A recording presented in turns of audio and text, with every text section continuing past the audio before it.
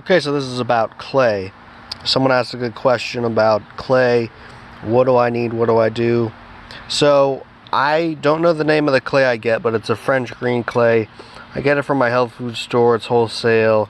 They asked the distributor, you know, like, oh, it's sun dried, no fragrances. What else? Yeah, I mean, pretty much everything you're looking for in a clay. No additives. So clay has a lot of uses. You're going to want to activate it. I buy about a pound at a time. This has lasted me over a year now. It'll fill up a ball jar even when you wet it. And you can kind of see the consistency. This is the consistency I think you want. It's kind of like muddy mud in a riverbed.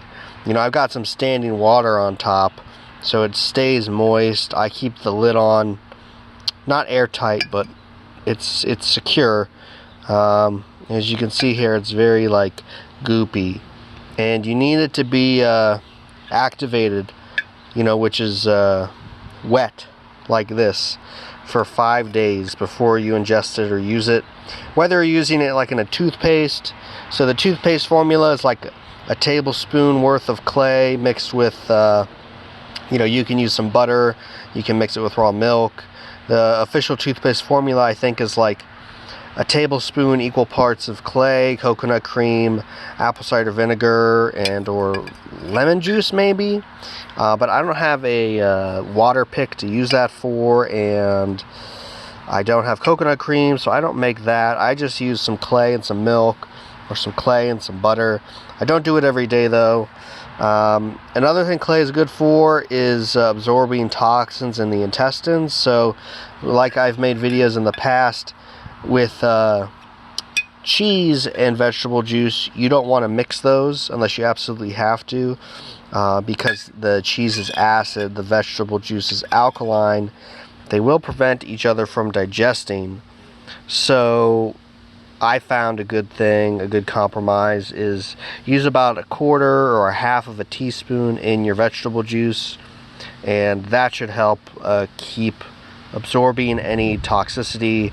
May alleviate you from having to use cheese, but you may still need to use cheese. It's just that bad for some people. Yeah. And then the other big use for clay is, and the reason that I got into clay was the insomnia, absorbing the hormones and the adrenaline at night when they're detoxing. I had a lot of trouble with this. Cheese wasn't working, and the cooked starch was like, it was kind of helping for a little bit, but the clay really helped. So I used 1 to 2 teaspoons of clay. At first I was doing 2 tablespoons, which is the max you can use, and about 8 to 16 ounces of milk, and I drink that down 3 hours before bed. You're going to want to get that clay into your system at least 3 to 4 hours before you try to go to sleep. It really helps. So you know, basically you mix that up on some milk. I mix it up in my mouth, so I've tried to use a blender, but it just doesn't really work well at all because it all sticks to the sides. So I just put the teaspoon or whatever in my mouth, drink some milk, and I swish it all around in my mouth until it gets mixed up. And then I spit it back into the mixture, into the milk, and then I mix that up. And it does settle to the bottom. There's sediment at the bottom, so you do want to keep mixing it as you drink it, so it's evenly distributed. Yeah, you can also use the clay for like packing wounds. Augenis used it for like his toe or something once. You can use it for packing your gums at night with like a cheese, wrap it in like a cheesecloth, little bits of cheesecloth, like a kind of like a mouth guard, and then just situate it like at the bottom of your mouth along with your gum line. I've done that before. That helps. It basically pulls out the metals. Not a bad thing to do. I find if you do that with cheese for too long, the cheese gets acidic, and that may cause wear on the enamel. But the clay, it doesn't really get acidic like that. It just kind of pulls out the metals. So yeah, I've done that a few times. It helped. And You can use clay on your skin, but I don't think you want it to dry out. So like if you put a clay mask on, you want to wash it off before it gets too dry, because I guess that dries out your skin, if I recall correctly. Maybe I'm mistaken, but I don't really use it for that. You can use clay in the bathtub. Not a good idea if you're using something that recirculates, a recirculating pump, because it will clog up the pump. It also does tend to leave a little bit more of a residue in the tub that you might have to clean off, especially if you mix it with coconut cream, I imagine. So, but that's the other bath alternative, is the clay, the coconut cream, and salt, and maybe apple cider vinegar. I don't know, because I don't use clay in a bath, but that's one thing you can do. If you use clay in a bath, obviously you don't need to do this. But if you're going to consume it or use it as toothpaste, you're going to want to have it wet for at least 5 days. Maybe 3 days you could get away with, but I would do 5. If you take too much clay, it can cause constipation and some bowel discomfort.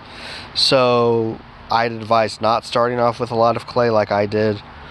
If you really need a lot of clay, if you want to do the 2 tablespoons per day max, okay, that's like the maximum amount you should have is 2 tablespoons, level tablespoons, no more than that.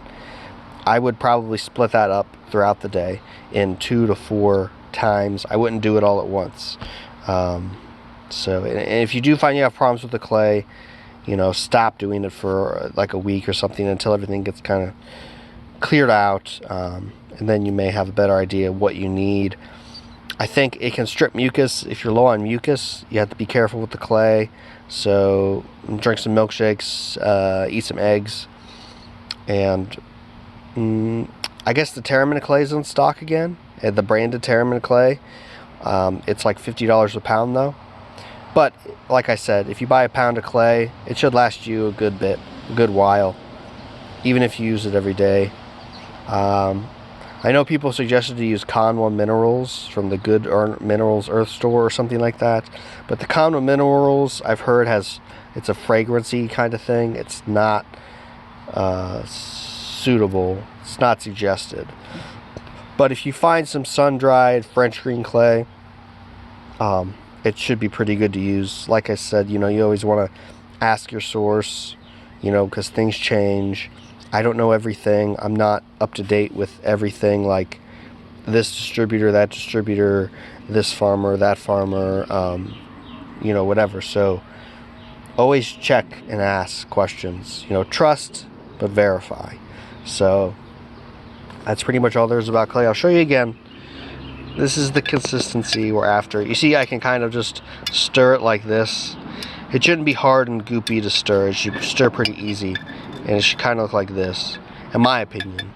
I think that's a really good consistency. Because if it's too dry, it can cause some of the same problems. So just be forewarned about that. And I'm outside today starting to plant basically parsley, cilantro, some other herbs, tomatoes. Yeah, so kind of late, but whatever. So that's all about clay. Let me know if you have questions in the comments.